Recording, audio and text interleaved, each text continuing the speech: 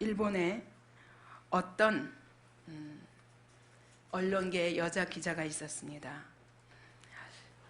같이 일하다가 같은 기자라는 직업을 가진 남편과 결혼을 했습니다. 그리고 몇 년 후에 첫 아이를 낳았는데 그만 백인이 나온 것입니다. 너무 놀라가지고 이 여자가 출장 간 남편을 불렀습니다. 빨리 와달라. 남편은 아이가 나와서 기뻐하며 정말 맞을 준비를 하고 달려왔는데 웬 백인이냐. 아내가 말했습니다. 남편에게 나는 절대로 죄가 없습니다. 나는 순결합니다. 근데 왜 이렇게 됐는지 모르겠다고 눈물을 흘렸습니다. 그래서 친구 의사에게 찾아갔습니다. 이 원인이 뭔가 밝혀달라고. 그랬더니 그 친구 의사가 여러 가지 유전자 조사를 통해서 이것은 격세 유전입니다. 격세 유전이 뭐냐면 당신에 닮지는 않았지만 당신 조상 중에 백인이 피가 있었습니다 라는 얘기입니다. 딸도 모르는 일이었습니다. 장모가 이야기를 듣고 그제서야 눈물을 흘리고 고백했습니다. 사실은 너무 젊어서 과부가 되었다가 어떤 호텔에서 여직원으로 일하다가 백인 남자를 만나서 관계를 갖게 됐는데 그래서 낳은 딸이 이 딸이었다는 것입니다. 여러분, 황인종에서 이유 없이 백인종이 나오지 않습니다. 이와 같이 숨길 수 없이 부모의 육체의 모든 특성들이 자손들에게 그대로 유전됩니다. 여러분, 병원에 가보셨습니까? 의사가 문진을 합니다. 여러 가지 검사를 하기도 하면서 문진을 할 때 꼭 이렇습니다. 혹시 가족 가운데 암 걸린 사람이 있습니까? 혈압으로 고혈압을 걸린 사람이 있습니까? 당뇨가 있는 사람이 있습니까? 심장병 있는 사람이 있습니까? 관절염이 있는 사람이 있습니까? 여러분, 보험회사에서 계약할 적에도 그렇습니다.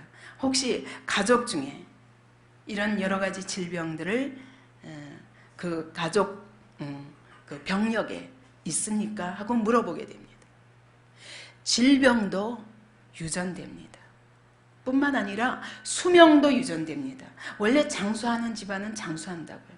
네, 요절하는 집안은 또 요절합니다. 이와 같이 질병과 수명도 유전됩니다. 로마서 5장 12절에 보면 아담 한 사람으로 말미암아 죄가 세상에 들어오고 죄로 말미암아 사망이 왔나니 라고 말씀합니다. 이 인류에게도 바로 아담 한 사람으로 인해서 죄의 유전이 들어왔다는 것입니다. 사망은 무엇입니까? 죄의 값이 사망입니다. 죄의 값으로 저주가 인류 속에 들어왔습니다. 그래서 모든 사람이 죄를 범하였음에 하나님의 영광에 이르지 못했다고 말합니다. 모든 사람이 죄를 범한 것과 같이 죄의 저주가 우리 인류 속에 들어오게 됐다고 성경은 말씀합니다. 여러분, 이와 같이 죄도 유전됩니다. 부모의 기질과 부모의 가치관과 부모의 삶의 습관, 이것을 자녀들이 담게 되어 있습니다. 이와 같이 죄를 닮으면 당연히 죄의 값으로 우리에게 오게 되는 저주도 같이 유전이 됩니다. 죄와 저주는 후손들에게 유전을 통해서 전달됩니다. 어떤 한 인류학자가 미국에서 두 가문을 뽑았습니다. 한 가정은 무신론자의 가정이었습니다. 맥스 주스라는 그런 네덜란드계의 술주정뱅이 가정을 조사했습니다. 그리고 한 사람은 조나단 에드워드라고 하는 영국계로 아주 귀한 신학자입니다.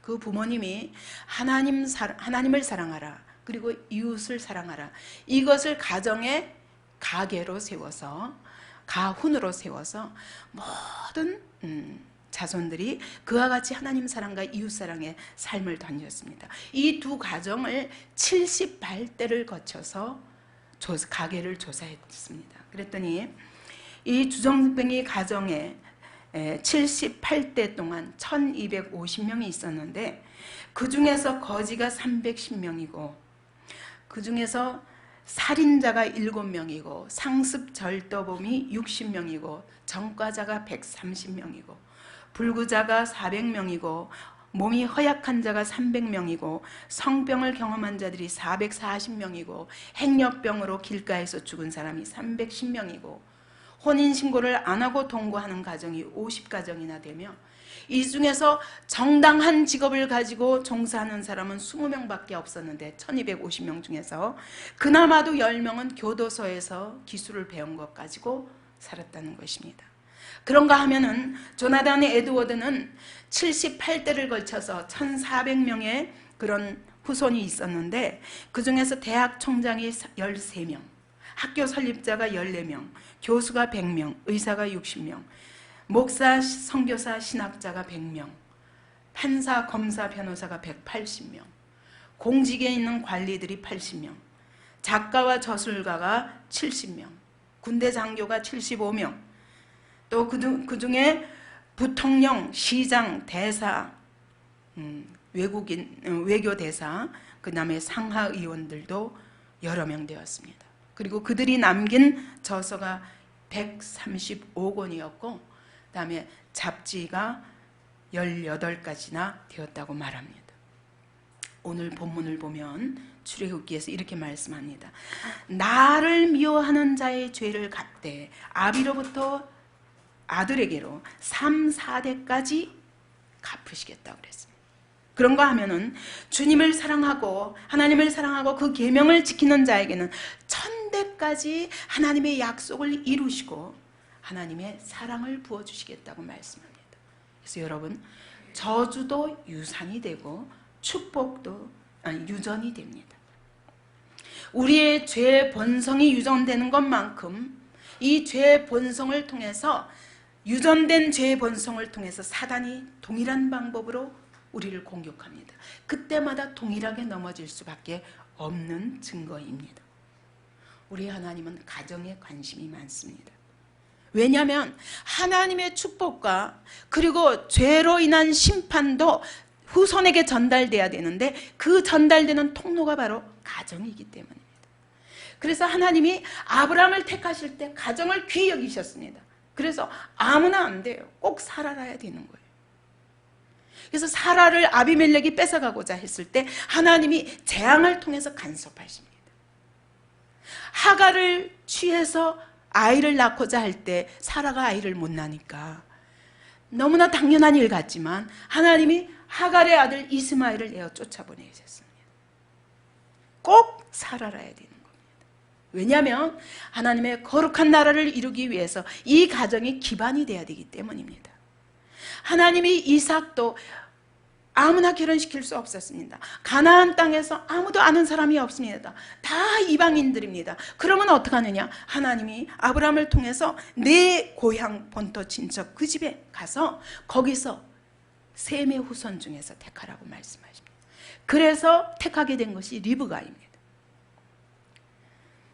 이와 같이 하나님이 하나님의 백성들에 대해서 결혼을 매우 중시 여기십니다. 에서는 이삭과 리브가의 자식이었지만 그는 헷 족속과 결혼했습니다. 헷 족속과 결혼한다는 것은 바로 헷 족속이 받은 하나님의 심판과 저주와 죄의 기질들을 가정에 들여오기 때문에 이 피가 혼탁될 수밖에 없습니다. 거룩한 가정을 이룰 수가 없습니다. 그래서 이삭과 리브가가 그렇게 분노했습니다. 그래서 야곱은 저기 라반의 집으로 가라 보냈습니다. 이와 같이 여러분, 가정은 매우 중요합니다. 가정을 통해서 하나님의 축복이 전달되고 가정을 통해서 하나님의 저주가 또 전달되기도 합니다. 그래서 하나님은 그런 방법으로 이 땅에 하나님의 나라도 세우시고 또한 하나님을 떠나고 하나님을 미워하는 자들에 대해서 심판하시는 것입니다. 유다 왕국에 보면 마지막 때 여호사밧의 아들인 아주 좋은 왕이었습니다. 유다 왕국의 다윗 계열입니다. 아들을 여호람을 결혼을 시키는데 여호사밧 왕이 다른 것은 다 믿음으로 했는데 한 가지가 실패했습니다. 정략적으로 바로 아합과 이세벨 사이에서 난 아달랴를 데려다가 아내를 삼았습니다. 여호람의 아내를 삼았습니다. 여러분, 이것이 아무것도 아닌 것 같지만 이 아달랴를 데려옴으로 인해서 좋은 가정과 좋은 신앙의 가문과 그다음에 전혀 불신앙과 악한 이세벨의 그 피를 받은 그 아달랴가 나중에 어떻게 했는 줄 압니까? 자기가 왕이 되고 싶어서 손자들을 다 죽였습니다. 그러니까 유다 왕국이 끊어지게 된 거예요. 다윗의 후손이 끊어지게 된 것입니다. 다윗의 후손이 끊어지면 예수 그리스도가 이 땅에 오실 수 없습니다. 하나님의 놀라운 간섭으로 여호사밧의 누이가 바로 그 중에 아들 하나를 숨겼습니다. 그게 누구냐면 요아스입니다. 간신히 요아스를 숨겨서 아달랴가 통치하는 동안 숨겨뒀다가 나중에 그 요아스가 왕이 되므로 결국 예수 그리스도의 족보가 이어지게 된 것입니다. 여러분, 이와 같이 여러분, 죄와 저주의 유전은 무섭습니다. 그래서 하나님이 결혼할 때 불신자들과 함께 하지 말라. 빛과 어둠이 어찌 조화되며 그리스도와 벨리알이 어찌 조화되겠느냐 말씀하십니다. 제가 복음을 전하면서 참 놀라운 26년 동안 복음을 전하면서 놀라운 사실은 이 영적 유산이 보이는 것입니다. 사람들에게 복음을 전할 때마다 그 가정의 영적 배경이 그 사람에게 다 그대로 나타납니다. 그래서 복음을 전하다 보면 이 가정이 어떤 영적 흐름을 가진 가정인가를 알 수 있습니다. 특히 제가 무당이나 이런 분들을 우상 숭배자의 가정을 복음을 전해보면 놀랐습니다. 대부분이 그 후손들이 암에 걸려서 죽거나 교통사고로 죽거나 자살을 하거나 정신병원에 가거나 같은 무당신을 받든지 아니면 이제 결혼을 할 수 없어서 무당의 딸이다 해서 술집으로 전전긍긍 하다가 나중에 나이가 들면 가정을 가지긴 가져야 되겠으니까 해외로 나가서 언어도 잘 통하지 않는 국제결혼을 하고 매우 힘들게 사는 모습들을 보았습니다. 제가 한 번은 어느 시골에 복음을 전하러 갔었습니다. 의사들과 함께 한의사 또 그다음에 약사, 의사 이런 사람들과 함께 지방으로 복음을 전하러 가서 그 지방에서 이렇게 이제 치료해 드리겠습니다. 누구든지 오십시오. 그러면은 시골에 병원이 잘 없는 곳에서 이제 옵니다. 그래서 그분들을 오면 저는 한 사람 한 사람 붙잡고 전도를 했었습니다. 근데 제가 지금도 잊어버릴 수 없는 한 사람이 있습니다. 할머니였는데 새까맣게 쫙 마른 분이었습니다. 저 구석에 앉아서 발발발발발 온몸을 떨고 있었습니다. 그래서 너무 안타깝고 불쌍해서 가서 할머니 왜 이렇게 떠십니까? 그랬더니 무서워서 그런데. 무엇이 무섭습니까? 무섭대요. 그냥 무섭대요. 그래서 예수를 믿으시면 하나님이 당신과 함께 하실 때 모든 두려움을 내어 쫓을 수 있습니다. 아니 그래도 무섭대요. 복음을 설명했습니다. 할머니 집안에 무슨 일이 있습니까? 하고 물어봤더니 바로 이분이 그러더라고요. 큰아들은 암으로 죽었고 둘째는 교통사고로 죽었고 셋째는 지금 정신병원에 가 있고 그 다음에 네 번째로는 자살했고 부도가 나서 자살해버렸다는 겁니다. 저주가 우리 집안에 임했는데 나는 피할 수가 없다는 거예요. 그래서 예수께서 바로 그 저주를 감당하시기 위해서 이 땅에 오셨다. 예수님을 영접하기만 하면 당신 가족의 모든 저주가 떠날 수 있다. 그러면 이분이 눈이 갑자기 소망이 생겨가지고 막 그러냐고 그래요. 그러면 할머니 이제 영접합시다. 그러면 영접하려고 하다가 갑자기 막 돌아서서 안 된대요. 나는 무섭대요. 너무 안타까워서 제가 그분을 안고 1시간을 씨름했습니다. 할머니 아닙니다. 이 저주를 물리쳐야 되는데 당신 힘으로는 할 수가 없습니다. 예수 이름으로 할 수 있습니다. 이 시간 예수를 영접하기만 하면 이 모든 저주에서 당신의 가정에 자유할 수 있습니다. 지금 병원에 가 있는 그 아들도 살릴 수 있습니다. 하나밖에 없잖아요. 다 죽고 4자식이 있었는데 그나마 하나가 병원에 가 있으니까 혼자 살면서 두려움에 떨고 있는 것입니다. 할머니 예수님을 영접합시다. 그러면 또 막 들어요. 듣고 막 가까이 저한테 붙습니다. 그럼 이제 붙잡고 기도하려고 다시 막 쫙 움츠러지면서 발발발발 떠면서 도망가는 거예요. 막 할머니 붙잡고 또 끌어와서 또 설명하고 영접하려고 그러면 또 무서워서 도망가고. 나중에는 너무 안타까워서 제가 그 할머니를 끌어안고 막 통곡을 하면서 울었습니다. 아버지, 이 노인을 불쌍히 여겨달라고. 내 힘으로는 이 가정의 이 저주를 물리칠 수가 없습니다. 주님 도와주세요. 이 딸을 두렵게 하는 이 마귀의 권세를 물리쳐달라고.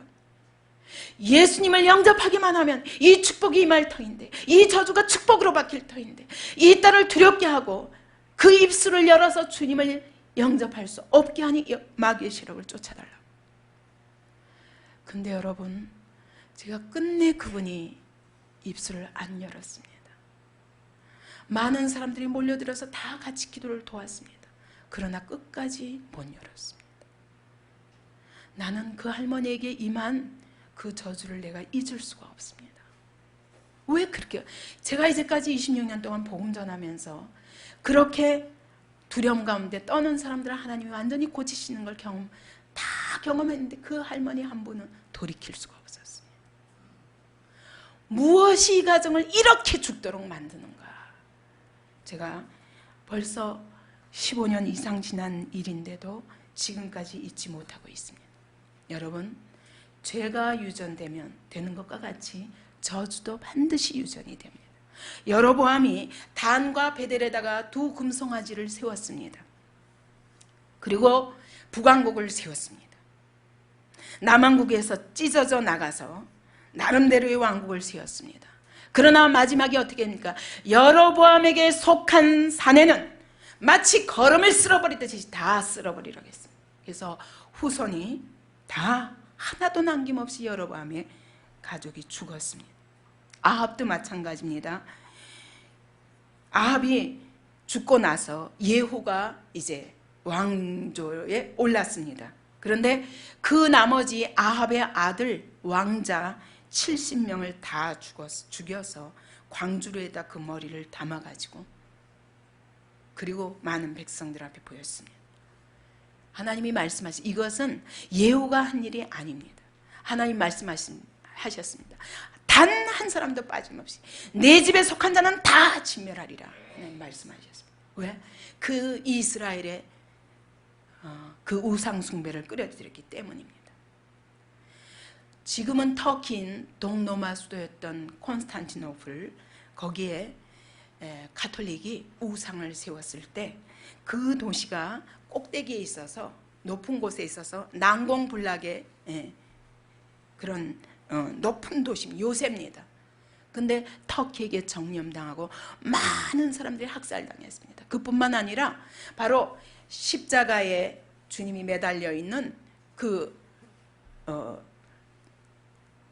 형상을 끌고서는 온 길거리를 끌고 다니면서 거기다가 오물을 던지면서 이것이 바로 그리스도인들이 믿는 신이다. 그리고 조롱했습니다. 지금 그 땅이 어떻게 변했는 줄 압니까? 가는 곳곳마다 이슬람 성전으로 꽉 차 있습니다. 저는 이집트에 가보고도 놀랐습니다. 아, 성경에서 바로 바로의 시대에 재앙을 내리셨던 그 재앙이 지금까지도 이 땅에 있구나. 놀라웠습니다. 그야말로 저는 그 이집트에 대한 인상이 뭐냐면 죽음의 도시구나. 넓고 넓은 사막에 가도 무덤들 뿐입니다. 그리고 거의 다 집들도 벽돌도 아닙니다. 아주 그냥 부서지기 쉬운 그런 것들로 집을 지어놨는데 집이 창문도 없습니다. 그냥 벽돌이 아니에요. 아주 어떻게 설명해야 될지 모르겠어요. 옛날에 부서지기 쉬운 벽돌 있죠. 그런 것들로 뼈대만 세워져 있는데 그것도 아주 좋은 집인 거예요. 곳곳에 우상들이 있습니다. 하나님이 이제까지도 몇 년이 지났습니까? 3, 4천 년이 지난 지금까지도 죄와 저주의 유산이 그 땅에 있구나 라고 제가 보았습니다. 여러분, 가까이 있는 북한은 어떻습니까? 김일성 숭배로 그 땅을 더럽힘과 함께 그때로부터 이 남한 땅은 주님을 믿어서 이렇게 복을 받는 대신 그 땅에 얼마나 긴 시간 동안에 재앙이 그치지 않고 있습니까? 여러분, 하나님의 말씀은 1.1획도 변함이 없습니다. 나를 사랑하고 내 계명을 지키는 자에게는 천대까지 은혜를 베풀지만, 그러나 우상을 세워놓고 그리고 그것에게 절하는 자는 내가 죄를 갚되 아비로부터 아들에게까지 3, 4대로 이르게 하리라고 말씀하십니다. 여러분, 오늘 우리가 예수님을 영접할 때 그 이전에 우리의 조상들의 모든 죄와 그 저주가 여전히 내 성품과 내 삶 안에 있다는 것을 기억해야 됩니다. 예수님을 믿을 때 분명히 이 저주가 축복으로 바뀝니다. 그러나 이것을 믿음으로 하지 않으면 안 됩니다. 이것은 내가 믿음으로 바꿔야 됩니다. 그러면 어떻게 바꾸느냐? 아담과 하와가 범죄한 후에 하나님이 그에게 짐승을 잡아서 가죽옷을 입히셨습니다. 왜냐하면 피만이 죄로부터 죄를 사하시고 피만이 저주를 해결하시기 때문입니다. 근데 가인은 이 피를 거절했기 때문에 그가 제사를 드렸으나 효과가 없었습니다. 애굽의 장자 재앙을 피한 것도 무엇으로 피했습니까? 어린 양의 피로 하나님이 구원하셨습니다. 그 재앙을 피하게 하셨습니다. 모든 가정마다 피를 발랐습니다.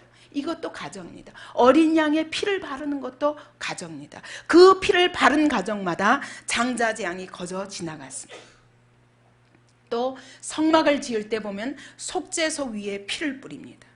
속죄소 이쪽 끝과 저쪽 끝에 바로 그룹을 세웁니다.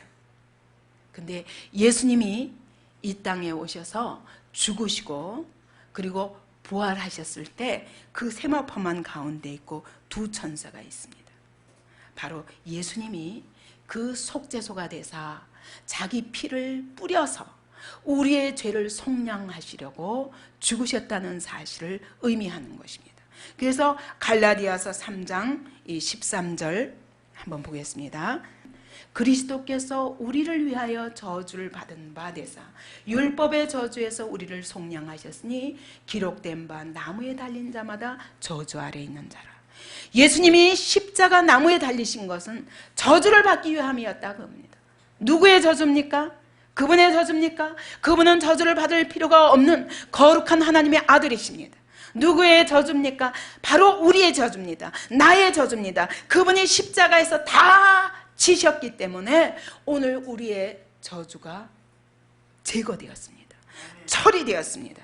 이것을 믿어야 여러분, 모든 사람을 위해서 예수님께서 십자가에서 모든 사람의 저주를 다 짊어지셨지만 이것을 믿는 자만이 그 저주에서 자유함을 얻을 수 있습니다. 이것이 예수를 믿는다는 것입니다. 우리가 분명히 여러분 붙잡아야 됩니다. 예수께서 십자가에 못 박혀 죽으심으로 오늘 내 죄가 사해졌고 이 죄값인 저주에서 내가 속량함을 받았다. 이 사실을 믿으시기 바랍니다. 그래서 우리는 예수의 이름으로 명하는 것입니다. 사단의 세력에 대해서 예수의 이름으로 명하고 예수를 믿을 때 이제는 이 저주가 실제로 내 삶의 축복으로 바뀌도록 하는 일에 믿음을 사용해야만 됩니다. 라합을 보시겠습니까? 라합이 어떤 민족이죠? 이스라엘 족속입니까? 아닙니다. 가나안 족속이에요. 하나님이 가나안 족속을 진멸하라 그랬어요. 어린아이든 여자든 남김없이 다 진멸하라 하셨습니다. 근데 라합은 바로 그런 가나안 족속이었지만 살았습니다. 어떻게 살았습니까? 어느 날 소문을 통해서 하나님의 말씀을 듣게 되었습니다. 듣고 그 하나님이 믿어졌습니다. 그래서 그는 값을 치렀습니다. 어떻게? 자기 민족을 배반하면서 정탐꾼들을 숨겨주었습니다. 그리고 정탐꾼이 말했습니다. 이제 우리가 가나안 땅에 들어와서 정복할 때 네가 창문에다가 빨간 줄을 들여라. 이걸 믿었습니다. 그래서 라합은 그 이스라엘 백성들이 가나안을 정복하러 들어왔을 때 자기 창문에다 빨간 줄을 내렸습니다. 왜 빨간 줄입니까? 피를 의미하는 것입니다. 피로서만 죄와 저주가 깨트려진다는 것을 라합은 믿은 것입니다. 그때 하나님이 그 라합을 구원하셨고 그 가족도 구원하셨습니다. 온 집이 구원받았습니다. 그리고 이 라합이 바로 유대인과 결혼을 했습니다. 그래서 낳은 사람이 누군 줄 아십니까? 보아스예요. 근데 그 보아스가 누굽니까? 바로 예수 그리스도의 족보인 거예요. 예수 그리스도의 족보에 속한 남자입니다. 또 룻이라는 모압 여인이 있었습니다. 모압 사람들은 하나님이 아주 미워하시는 족속이었습니다. 근데 그 모압 여인이 이스라엘 사람과 결혼을 했습니다. 근데 남편이 죽었습니다. 시동생도 죽었습니다.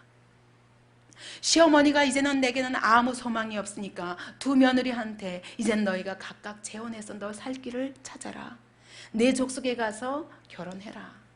나는 이제 늙었고 내가 자식을 다시 낳을 수도 없고 너에게 남편이 없이 평생 살 수는 없다. 근데 룻은 어떻게 했습니까? 아닙니다. 어머니의 하나님이 나의 하나님입니다. 나는 재혼해서 행복한 결혼생활 하는 것보다 하나님을 나의 하나님으로 모시고 어머니와 함께 사는 것이 나의 소망입니다. 그 믿음 때문에 하나님이 그 보아스를 만나게 하셨습니다. 그 룻이라는 모압 여인이 바로 어떻게 바뀌었습니까?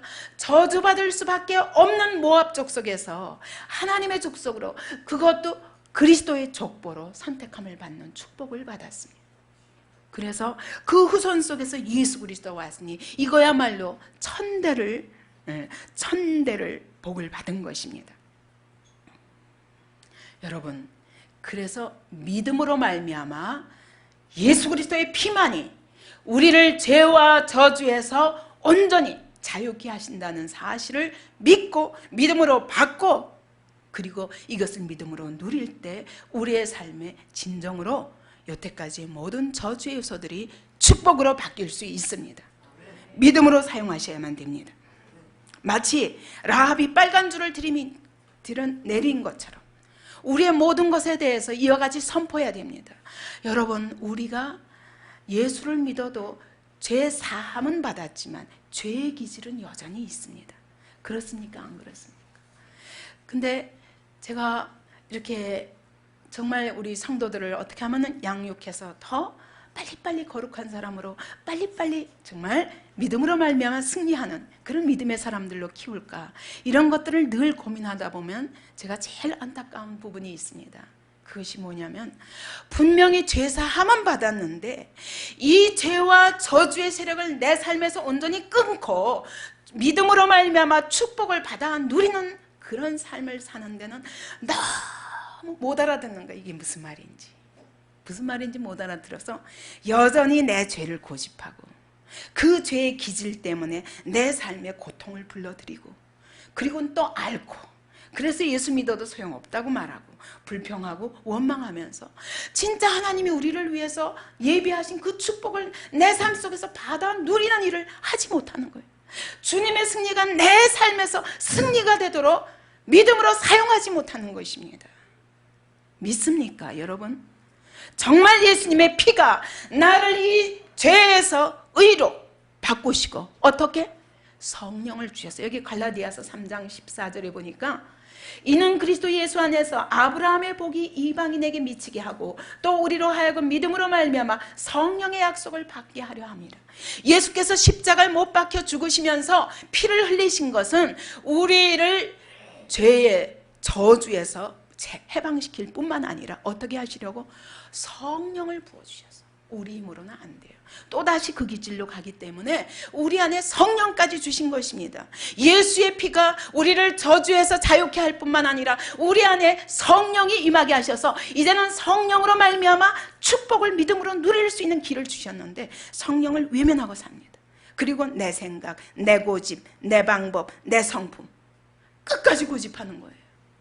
그래서 이 성령께서 내 안에서 거룩한 성품으로, 성령께서 내 안에서 그 놀라운 하나님의 지혜와 능력으로 일하시는 것을 회방하고 있는 것입니다. 그러면서 고통 가운데 빠져서 내 삶의 저주에서 헤어나오지 못하면서 하나님이 왜 응답하지 않으시는가, 이렇게 사는 거예요. 믿으시기 바랍니다. 믿으시면 사용하시기 바랍니다. 이제 내 안의 모든 죄의 성품을 성령으로 바꾸시기 바랍니다. 그래서 여러분 기도해야 돼요. 그래서 끊임없이 말씀을 의지해야 돼요. 말씀을 들을 때마다 그 말씀에 비친 내 안의 죄를 비추실 때마다 이 죄를 벗어 던지고 예수 이름으로 던져버리고 예수의 피로 씻어버리고 성령으로 충만함을 받는 그 일을 해야만 됩니다. 그럴 때 그 성령께서 내 안에서 마음껏 일하실 수 있는 거예요. 이제 내가 아닙니다. 내 안에 새 성품이 들어왔습니다. 내 안에 새 사람이 들어왔습니다. 새 사람을 붙잡으시기 바랍니다. 옛사람을 붙잡고 옛사람의 고집대로 옛사람의 기질대로 옛사람이 열매 맺는 그 죄의 열매로 고통하며 살지 말고 나는 죽었습니다. 주님 의지합니다. 내게는 사랑이 없습니다. 주님께는 완전한 사랑이 있습니다. 그 사랑으로 내 성품을 주관하여 주옵소서. 내 속에 내 입에는 악한 것밖에 없습니다. 내 속에 있는 것이 악한 것입니다. 그러나 하나님의 말씀을 붙잡으십시오. 그 말씀을 선포하십시오. 그 말씀을 내 것으로 받으십시오. 이것이 축복을 누리는 방법입니다. 이제 예수께서 그 피로 나를 씻으시고 내 안에 성령을 주셨습니다. 이제는 성령으로 말미암아 살리라. 그러므로 갈라디아서에 뭐라고 그랬어요?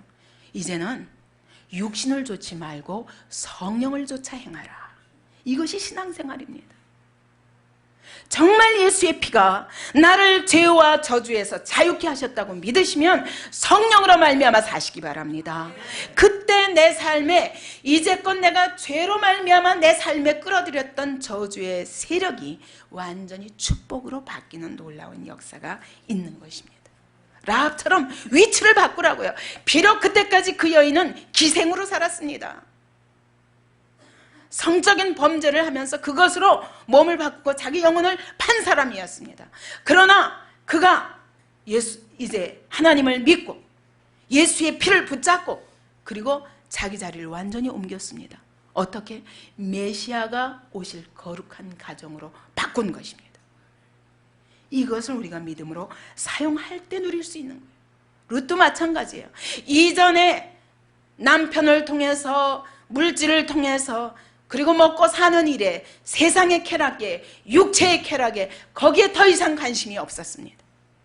이제 어머니의 하나님이 나의 하나님입니다. 그 하나님 때문에 자기의 모든 미래를 걸었습니다. 그 하나님이 나를 저주해서 축복으로 바꾸실 것을 믿고 하나님이 그럴 때 자기 힘으로는 절대로 행복한 결혼을 할 수 없었지만 하나님이 준비하신 보아스를 은혜 가운데 만나게 하신 것입니다. 여러분 이 소망을 가지시기 바랍니다. 오늘 청년들이 결혼이 늦어져서 조금 불안합니다. 이러다 결혼하지 못하는 거 아닌가? 맨날 교회만 있어가지고 사람을 만날 수도 없고. 여러분 정말 예수의 피를 믿습니까? 여러분 예수의 이름을 믿습니까? 그분이 내 삶을 온전히 주관하시고 하나님이 준비하신 놀라운 축복의 길로 인도하심을 믿으시기 바랍니다. 하나님은 거룩한 가정을 이루어서 그 거룩한 가정을 통해서 하나님의 나라를 세워가시기를 원하십니다. 근데 여러분 우리가 예수를 믿고 나면 이 저주의 세력은 떠나가고 이제 날마다 축복만 누려야 되는데 여러분 이것을 방해하는 세력이 있습니다. 마태복음 12장에 보면 그랬어요. 우리가 우리 속에 있는 마귀의 세력을 쫓아내고 우리 속을 깨끗이 소재했더니 그랬더니 마귀가 7 귀신을 데리고 들어온다는 얘기가 있습니다. 여러분 우리가 예수를 믿고 이전의 죄의 세력과 저주의 세력을 다 쫓아냈는데 근데 가만히 있는 게 아니라 마귀가 또 시시때때로 공격한다는 것입니다. 그래서 이때 무엇을 통해서 이것을 물리칠 수 있느냐? 여러분 예수 믿고 나서도 거듭나고 나서도 마귀의 공격을 받는다는 것을 기억해야 됩니다. 그때마다 또 믿음을 사용해야 됩니다. 어떻게? 사람이 먼저 강한 자를 결박하지 않고야 어떻게 그 강한 자의 집에 들어가서 그 세간을 늑탈하겠느냐? 마귀를 결박하지 아니하고 그 집에 들어가서 어떻게 그 영혼을 건져내겠느냐라고 말씀하시는 겁니다. 그럼 어떻게 건져내냐? 어떻게 결박하느냐? 하나님의 성령을 힘입어 라고 말씀합니다. 그래서 여러분, 성령의 능력으로 마귀를 결박하고 마귀를 대적해야 됩니다. 그래서 베드로전서 5장 8절 9절에 너희 대적 마귀가 우는 사자같이 두루다니며 삼킬 자를 찾나니, 마귀는 항상 누구를? 예수 믿는 자들을, 이미 믿고 구원받고 이제는 예수의 피로 인하여 죄사함 받고 저주의 세력이 이제 축복의 세력으로 바뀌었다는, 권세 아래 있다는, 그런 축복의 권세 아래 있다는 놀라운 약속을 받고도 여러분, 여전히 마귀는 우는 사자처럼 삼킬 자를 찾으면서 두루 다닌다는 거예요. 그러므로 항상 깨어있지 않으면 안 됩니다. 영적 준비, 영적 전쟁을 할 준비를 항상 하지 않으면 안 됩니다. 어떻게 전쟁을 하느냐? 너희는 믿음을 굳게 하여 저를 대적하라. 그리하면 저희가 피하리라 그랬어요.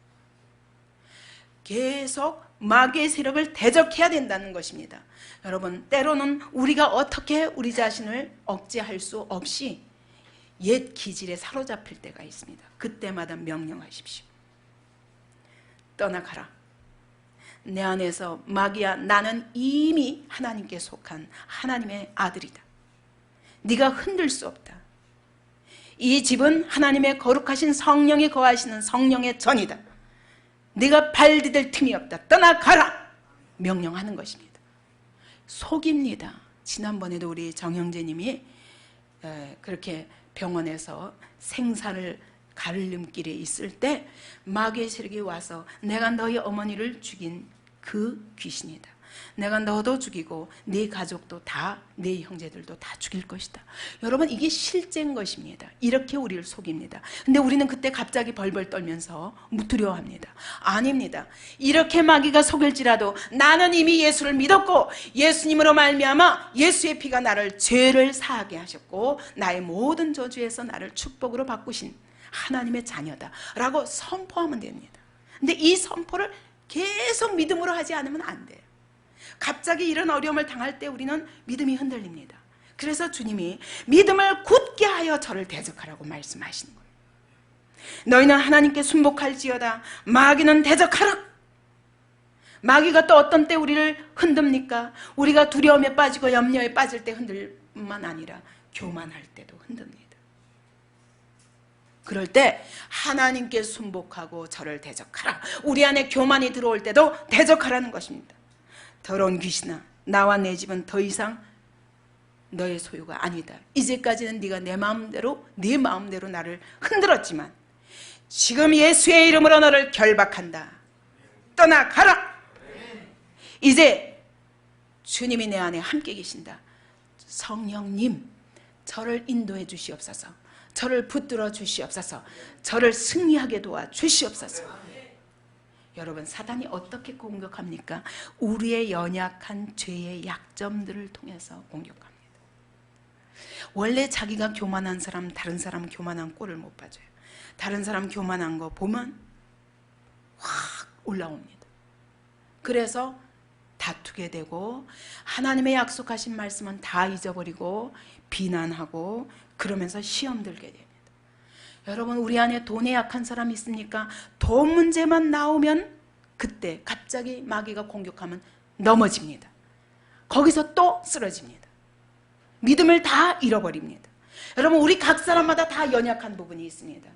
그 연약한 부분들에 대해서 마귀가 건드릴 때마다 명령하시기 바랍니다. 마귀야, 떠나가라. 내가 예수 이름으로 너를 결박한다. 우리에게 이 권세가 있습니다. 여러분, 예수 믿는다는 건 굉장한 권세입니다. 피권세만이 저주의 세력과 이 마귀의 세력을 쫓아낼 수 있습니다. 예수의 피로 명하노니 떠나갈지어다. 우리에게 명령할 권세가 있는 것입니다. 이 권세를 믿음으로 누리시기 바랍니다. 사단은 내가 나왔던 내 집으로 다시 돌아가리라. 이제는 깨끗하게 소재되었으니, 그리고 7 귀신을 데리고 들어온다고 그랬어요. 사단은 끝까지 쫓겨나가는데도 불구하고 나를 여전히 자기 집으로 생각하는 거예요. 내가 내 집에 들어가리라. 여러분, 그렇기 때문에 그때 우리가 선포하는 것입니다. 내 안에 옛사람도 있지만 옛사람은 내가 십자가에 못 박혀 죽었다. 내 안에 오직 그리스도께서 사신다. 주님께 의뢰함으로 성령이 내 안에 거하시는 전이다. 너는 있을 것이 없다 라고 선포하며 믿음으로 쫓아내고 대적하고 권세를 사용하는 것입니다. 그럴 때 우리가 죄의 약점에 절대로 넘어지지 않을 수 있습니다. 우리가 완전한 사람이 하나도 없습니다. 그죠? 그러나 우리의 연약한 부분을 마귀가 건드릴 때마다 예수의 권세, 예수의 피권세 가지고 명하여서 저 악한 세력을 결박하고 성령님 의지합니다. 내 성품과 내 입술을 주관하옵소서. 내 발걸음을 인도하옵소서. 그 끊임없이 성령 충만을 받지 않으면 안 되는 겁니다. 그래서 에베소서 5장 18절에 술 취하지 말라. 오직 성령의 충만함을 입으라. 이게 우리말로는 잘 안 나타나 있지만 헬라어로는 그렇습니다. 성령의 충만함을 계속적으로 날마다 받으라. 순간순간마다 받으라. 이런 현재 지속형의 명령형입니다. 여러분, 날마다 성령을 힘입어서 성령 충만을 받기 위해서 나를 성령께 내어드리는 그것이 없이는 성령 충만함을 지속할 수 없습니다. 어제까지 성령 충만했다가도 오늘 자빠지면 마귀가 또 공격합니다. 내가 느슨할 때 그것을 공격하는 것입니다. 그래서 끊임없이 말씀으로 나를 비추어서 내 속에 있는 약점들을 빨리빨리 예수 이름으로 버려버리고 성령의 능력을 의지해서 마귀가 틈탈 구멍을 주지 말아야 됩니다. 그러면서 내 약점들을 하나씩 하나씩 극복해갈 때 여러분 급한 성질 때문에 날마다 실수합니까? 여러분 성령님을 의지해 보세요. 나의 성격을 부인하고 그리고 성령님을 의지해 보세요. 성격을 바꿔 가십니다. 어떤 사람이 어머니가 딸을 죽였어요. 자기 손으로 자기 자식을 죽인 것입니다.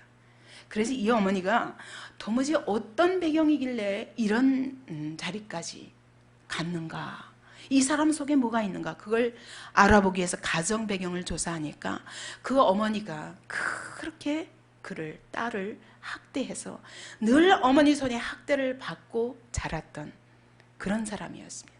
그랬더니 그 안에 그 어머니로부터 학대를 받을 때마다 내 안에 포악이 늘어나는 거예요. 그래서 이 성품이 포악한 기질이 엄마 때보다 더 악해서 학대 정도가 아니라 딸을 죽이는 자리까지 온 것입니다. 여러분, 우리가 살면서 예수 없이 살면서 많은 상처들이 우리 안에 있습니다. 예수 없이 살면서 많은 분노와 많은 왜곡된 성품들이 우리 안에 있습니다. 이런 것들이 우리 안에 깊이 뿌리하고 있어요. 이게 나이가 암만 들어도 안 사라지는 거예요. 언젠가는 이 쌓여있던 분노와 이 쌓여있던 상처들이 나와서 결국은 다른 사람을 상하는 것으로 가게 되는 것입니다. 우리의 삶에 어떤 고통과 저주가 있든지 거기에는 반드시 죄가 원인입니다. 죄의 뿌리가 분명히 있기 때문에 이 죄의 뿌리를 건져내서 이것을 처리해야, 그래야 우리의 삶의 고통이 해결되는 거예요. 당장 여러분 여기 다친 살에, 여기 찢어진 살에 그냥 이게 당장 요거 피만 닦아내는 것 가지고 안 돼요. 이게 아물어야 됩니다. 완전히 치유함 받아서 완전히 고쳐져야 됩니다. 여러분, 우리 안에 예수 없이 죄와 저주 가운데 살던 삶 속에서 우리 안에 형성된 많은 죄의 기질들과 고통과 슬픔과 성품과 여러 가지 습관들 속에 우리의 삶에 이전의 것들이 이렇게 여전히 들어와 있는 그런 저주의 삶이 있습니다. 이것들을 다 예수의 이름으로, 하나님의 말씀으로 찔림 받아서, 아, 요게 문제구나, 요 문제의 원인이 바로 이거구나, 내 이전에 받은 상처가 바로 그 원인이었구나, 그걸 끄집어내서 예수의 이름으로 고침받아야 됩니다. 이것이 예수 믿고 나서도 계속 우리가 해가야 할 작업입니다. 이게 성화의 과정이에요. 대부분 성품의 결함이 있는 사람들을 보면 어린 시절을 매우 많은 상처를 받으며 산 사람들이 그렇습니다.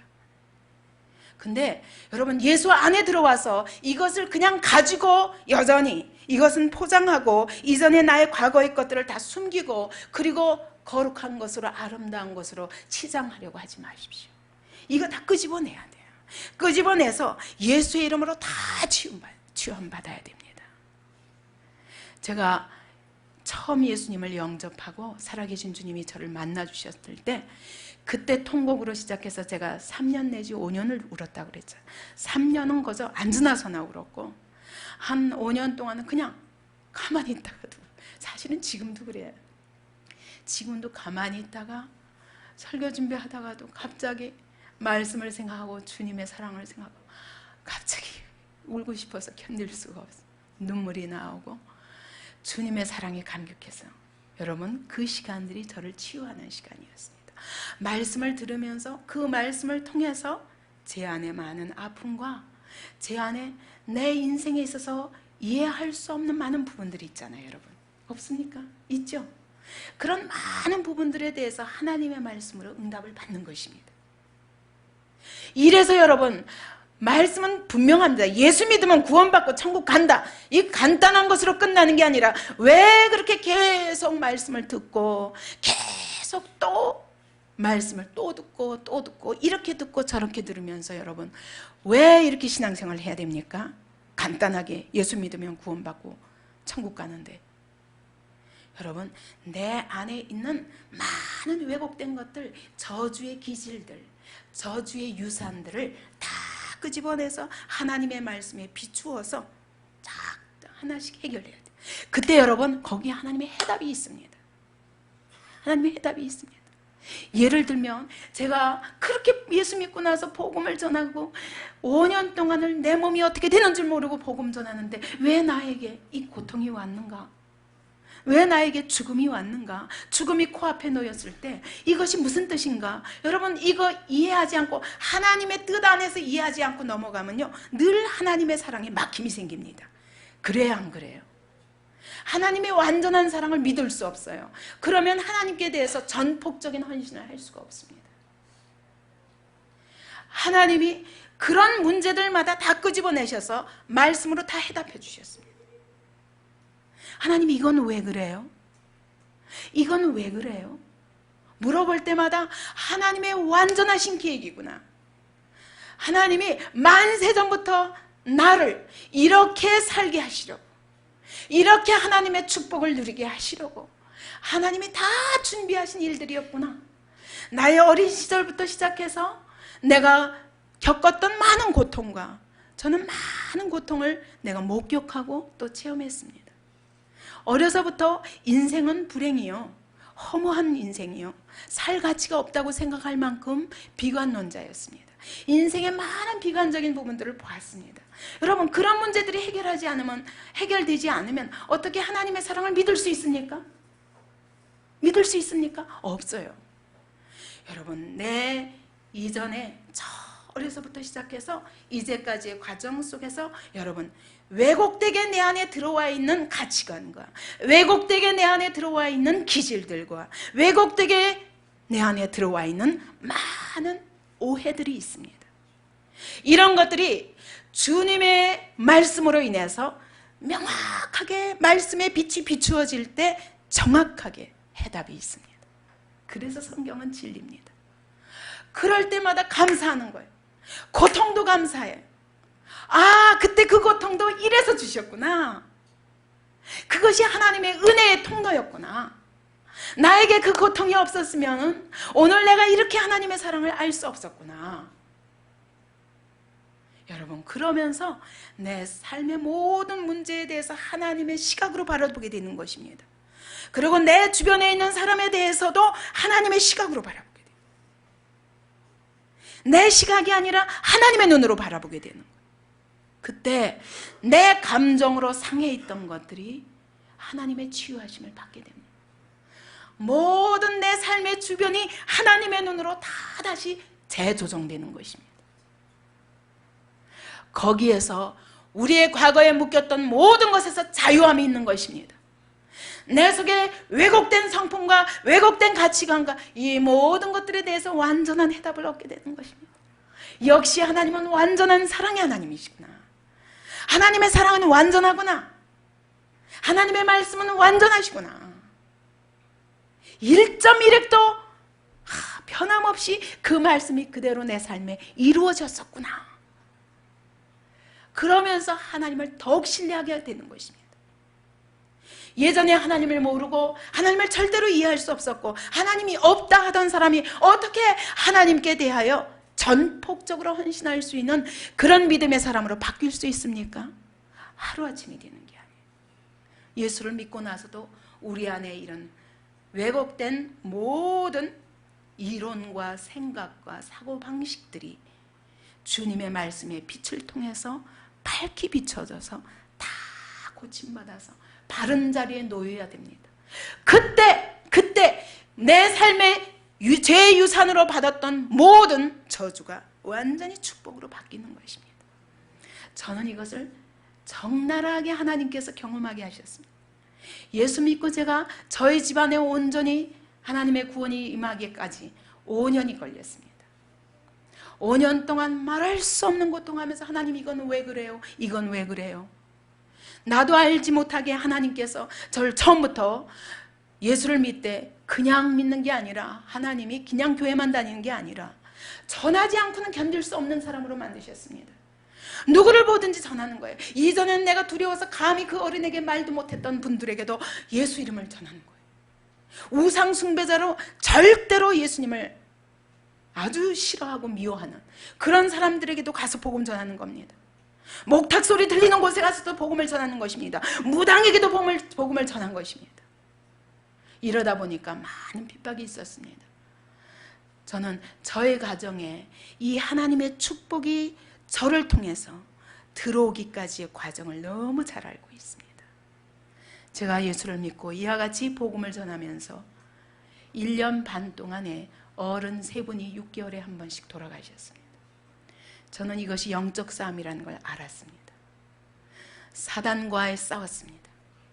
이 가정에 이제까지 우리가 우상숭배로 1년에 13번의 제사를 통해서 우상숭배에 쩔어있던 이 가정에 복음이 들어오면서 그 세력과 싸우는데 밤마다 저를 한심은 깨웠습니다. 무엇으로? 악몽으로 깨우는 겁니다. 모든 죽은 사람들이 몽둥이를 들고 저한테 달려와서 너 하나 죽이면 된다 그러더라고요. 어둠의 세력이 와서 제 목을 조르려고 캄캄한 데서 저에게 달라붙는 많은 걸 보았습니다. 그때마다 벌떡 일어나서 기도했습니다. 저는 예수 믿고 그 온 가족이 구원받기까지 한 5년은 잠자는 시간, 먹는 시간, 마음 제대로 해본 적이 없습니다. 이 영적 세력과 싸우느라고. 하나님께서 그때마다 저에게 보여주셨고 그때마다 말씀하셨고 심지어는 마지막으로 4번째 사람이 죽을 때는 청년이었습니다. 우리 집안에 남은 마지막 영적 유산이었습니다. 저주의 세력의 마지막 세력이었습니다. 그가 대학생인데도 불구하고 여기다가 집안에다가 황금상 불상을 갖다 놓고 그리고 목탁을 두드리면서 주문을 외웠습니다. 제가 복음을 전하면 가장 빈정거리고 하나님이 어디 있냐? 누나가 하나님이 있다면 봤다면 보여줘. 나한테 보여주면 내가 믿을게. 제가 기도하면 조롱하고 했었습니다. 그런데 어느 날 바로 그 아버지가 돌아가신 지 1년 만에 그 제삿날에 아버지가 부른다고 하면서 끌려가서 결국은 비참하게 길거리에서 새벽에 아버지 제삿날 묘를 가려고 했는데 교통사고로 죽었습니다. 저는 그때 제가 홍콩에 있었는데 하나님은 홍콩에서 보여주셨습니다. 이 세력이 저희 집안의 마지막 하나님의 복음을 방해하는 세력이었다. 여러분 분명히 영적 싸움이 있습니다. 이 싸움을 해야 됩니다. 내 개인 안에서부터 해야 됩니다. 내 안에 이전에 있던 모든 성품과 이전에 있던 모든 사고방식과 이전의 모든 삶의 방식과 이전의 모든 가치관과 이전의 모든 습성과 여러분 영적 싸움 하시기 바랍니다. 그래야 여러분의 삶에 저주가 축복으로 바뀝니다. 죄의 유산이 여러분 정말 축복으로 바뀔 수 있습니다. 뿐만 아니라 내가 이것을 끊지 아니하면 내 후손이 축복을 받을 수가 없습니다. 담게 되어 있습니다. 아들이 아버지를 비판하면서도 담게 되어 있습니다. 딸이 어머니를 비판하면서도 담게 되어 있는 것입니다. 왜냐하면 그렇게 받고 거기서 오는 쓴뿌리들을 다 받으면서 내 안에 또 쓴뿌리들을 차곡차곡 만들어가는 것입니다. 그리고 이것을 또 그 다음 자녀에게 이 쓴뿌리를 계속 뱉어서 그 자녀도 불행하게 만드는 것입니다. 여러분, 회개해야 됩니다. 이 죄의 뿌리를 끄집어내야 됩니다. 회개로 뽑아내야 됩니다. 회개하기만 하면 됩니다. 가인에게 하나님이 회개의 기회를 주셨습니다. 제사가 연락되지 않으면 내가 잘못했구나. 그리고 빨리 회개하면 됩니다. 근데 그는 모든 잘못을 아벨에게 돌렸습니다. 그러므로 그가 구원받을 수 없는 사람이 되었습니다. 에서도 그랬습니다. 자기가 팥죽 한 그릇에 장자권을 팔아버렸으면 내가 잘못했구나. 아버지 지금이라도 나에게 장자권 주시옵소서.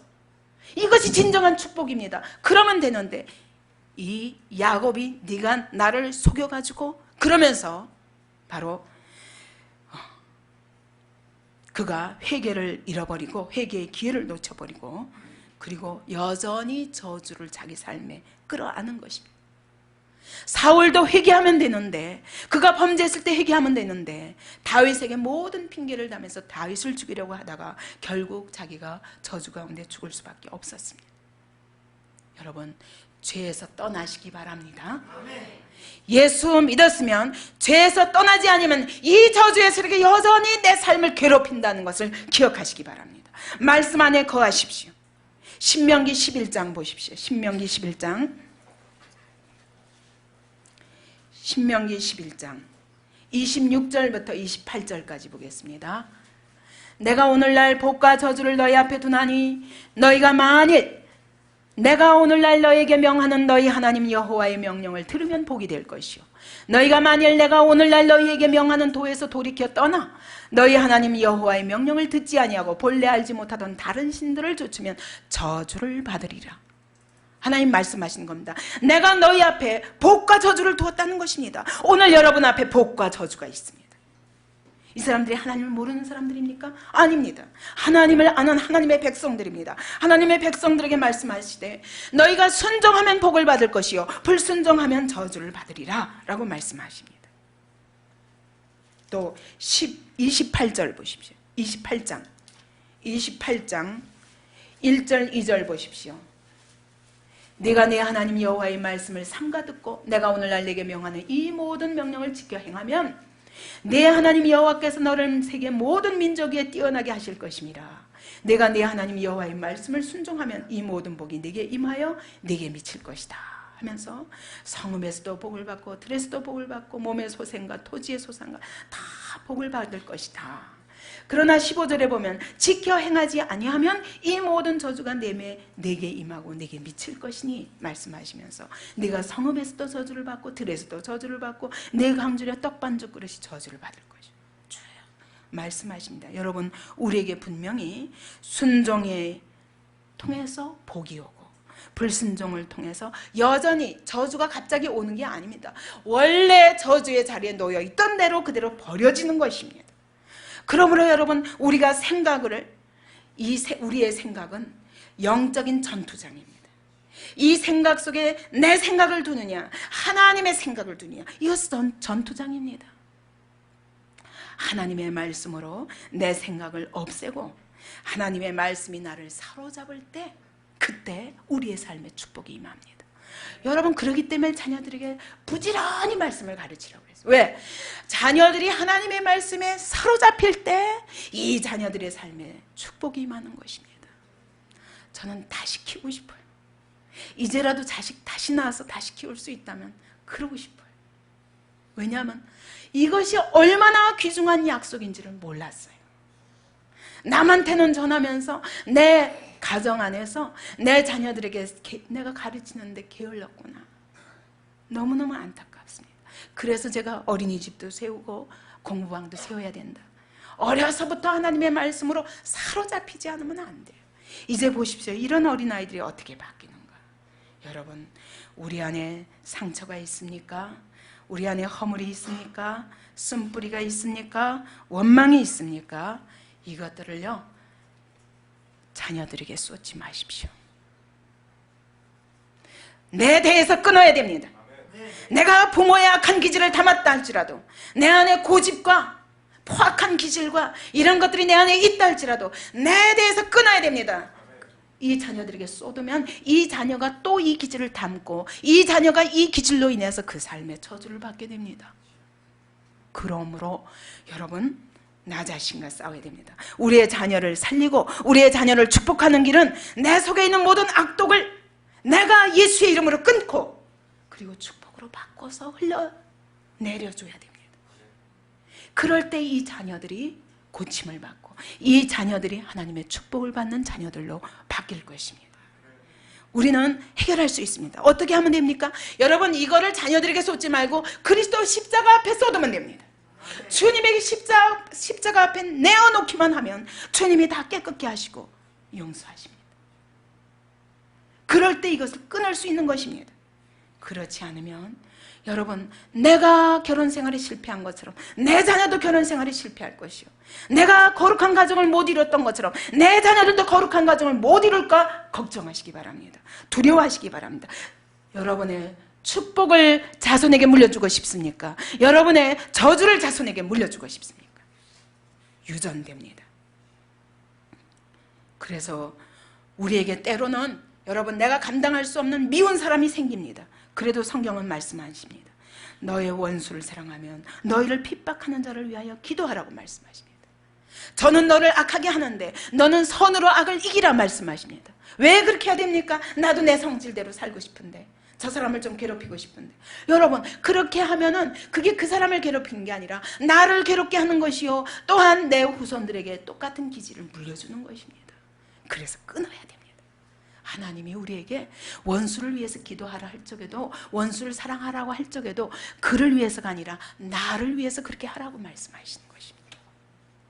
그래서 여러분, 우리가 입술을 바꾸어서 성령께 드리기 바랍니다. 내 기질에 맡기지 않기 바랍니다. 모든 악독과 노함과 분냄과 떠드는 것과 해방하는 것들을 악이와 함께 다 버리고 서로 인자하게 하고 불쌍히 여기며 용서하라 말씀하십니다. 그것이 사는 길입니다. 결론을 내겠습니다. 예레미야 시대 때 마지막으로 하나님이 바벨론의 느부갓네살을 통해서 완전히 유다를 멸망하게 하기 전에 하나님이 예레미야에게 내가 한 순종의 본을 보이겠다고 보인 사람이 있습니다. 그게 누구냐면 레갑 족속이었습니다. 그 레갑 족속을 데려와라. 그리고 그를 하나님의 성전 한 방에다 데려다가 그에게 포도주를 마시우라 그랬어요. 성전 한 방에서 포도주를 두라는 겁니다. 그것도 누가? 예레미야 선지자가. 그 예레미야 선지자는 하나님 말씀만 듣고 레갑 족속을 데려다가 포도주를 마셔라 하고 따라줬습니다. 그랬더니 이 레갑 족속이 뭐라고 말하냐면 나는 안 마시겠다.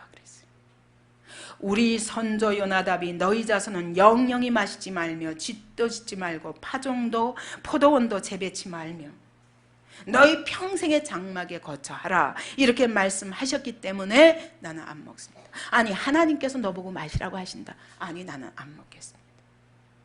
우리 선조 요나답이 나에게 절대로 포도주 마시지 말고 포도원도 재배하지 말고 집도 짓지 말고 파종도 하지 말고 평생에 거룩하게 구별되어라 라고 말씀하셨기 때문에 안 합니다. 그랬더니 하나님이 예레미야에게 그런 거예요. 봐라, 레갑 족속을 봐라. 시대가 다 심판받아서 무너지게 됐는데도 저는 지금까지도 자기 선조 요나답이 한 말을 버리지 않고 순종하고 있지 않냐. 이스라엘 백성에게 유다 백성에게 말씀하셨어요. 봐라, 너희는 내가 아무리 부르짖어도 듣지 않는데 저 레갑 족속은 자기 선조 요나답이 한 말을 지금까지 지키고 있지 않느냐. 하나님이 마지막 시대 심판하면서도 레갑 족속에게 이와 같이 칭찬하셨습니다. 그러면서 뭐라고 하셨냐면 레갑의 아들 요나답에게서 내 앞에 설 사람이 영영이 끊어지지 아니하리라 그렇게 약속하셨습니다. 실제로 바벨론 포로에서 돌아와 가지고도 레갑 족속은 하나님의 성전을 짓는 일에 매우 귀하게 쓰였다고 합니다. 여러분, 우리 자손이 정말 하나님의 축복을 받고 우리 자손이 하나님 나라의 귀중한 일꾼으로 쓰임받기를 원합니까? 그럼 시대가 아무리 타락해도 우리는 하나님의 말씀대로 살아야 됩니다. 이것이 자손들을 축복하는 방법입니다. 우리 안에 갖가지 이런 죄의 기질들이 있습니다. 이것이 바로 우리 삶의 저주를 불러옵니다. 그렇기 때문에 빨리빨리 고백하고 회개하고 쏟아버리고 믿음으로 성령을 붙잡고 성령께 의지하고 그리고 축복을 선언하시기 바랍니다. 마귀가 우리의 연약함을 건드릴 때마다 대적하시기 바랍니다. 우리는 이런 일에 빠지지 않는다. 자녀에게도 가르치십시오. 너는 마귀의 저주 아래에 있는 것이 아니라 죄의 저주 아래에 있는 것이 아니라 하나님의 은혜의 축복 아래에 있는 자다. 그리고 자녀들을 축복하시기 바랍니다. 오늘 우리가 하나님의 말씀 앞에 순종하며 살 때 우리의 후손이 우리 때문에 하나님의 축복을 얻을 것입니다. 이런 우리 각 가정이 되기 바랍니다. 이런 우리 하나님의 교회가 되기 바랍니다. 아무리 시대가 예레미야 시대처럼 부패했다 할지라도 우리는 하나님의 말씀대로 순종하는 레갑 족속처럼 미련하도록 하나님의 약속을 붙잡는 그런 믿음의 교회가 되기를 바랍니다.